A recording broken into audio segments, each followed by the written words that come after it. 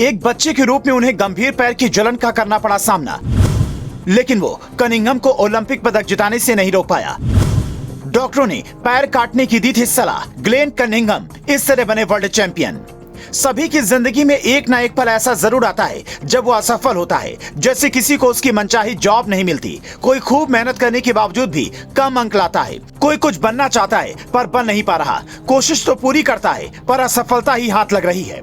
लगातार असफल होने की वजह से कोई भी इंसान डीमोटिवेट हो जाता है और असफलता को ही अपने जीवन का हिस्सा समझ लेता है और अपनी मंजिल तक पहुंचने से पहले ही हार मान जाता है। आज इस वीडियो में हम आपको एक ऐसे व्यक्ति के बारे में बताएंगे जिसने जिंदगी में बहुत संघर्ष किया और दुनिया में अपना एक अलग मुकाम बनाया।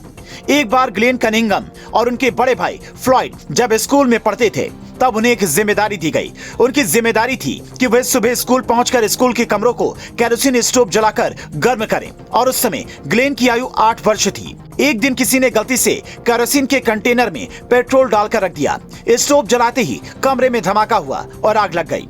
फ्लॉयड और ग्लेन भी आग में बुरी तरह से झुलस गए। फ्लॉयड की मृत्यु हो गई और ग्लेन के शरीर का निचला हिस्सा बुरी तरह से झुलस गया। वो बच गए, लेकिन उनके पैरों को जहर से बचाने के लिए डॉक्टर ने उन्हें पैर काटने का सुझाव दिया। ग्लेन ने डॉक्टरों का सुझाव ठुकरा दिया और बोले, मैं इन्हीं पैरों पर चलना शुरू करूंगा। डॉक्टर ग्लेन की बात सुनकर अचंभित हुए। इसके बाद ग्लेन अपने पैरों को काम लायक बनाने के लिए वो सब कुछ करते जो वो कर सकते थे। 12 साल की आयु में ही ग्लेन दौड़ने लगे और अपने स्कूल में तेज दौड़ने वाले धावक बन गए। 13 साल की आयु में उन्होंने पहली बार 1 मील की रेस जीती। कंसाल रिले में उन्होंने सबसे कम समय के साथ 1 मील की दूरी तय कर विश्व रिकॉर्ड बनाया। हालांकि विपरीत परिस्थितियों और सभी बाधाओं पर काबू पाने के बाद कनिंघम 20वीं सदी के सबसे महान मध्य दूरी के धावकों में से एक बन गया। आयरन मैन ऑफ कंसास के नाम से लोकप्रिय कनिंघम ने 1930 के दशक में कई विश्व रिकॉर्ड बनाए। 1932 में लॉस एंजलिस ओलंपिक में हुई 1500 मीटर की दौड़ में वो चौथे रहे। कनिंघम ने निराशा के बावजूद अपने एथलेटिक्स करियर में नई चोटियों को मापना जारी रखा। बाद में उन्होंने 1000 गज की दौड़ में प्रतिस्पर्धा करते हुए एक नया विश्व रिकॉर्ड भी बनाया। उन्होंने 2 ओलंपिक में यूएस का प्रतिनिधित्व किया और 1936 के बर्लिन ओलंपिक में उन्होंने 1500 मीटर की रेस में सिल्वर जीता।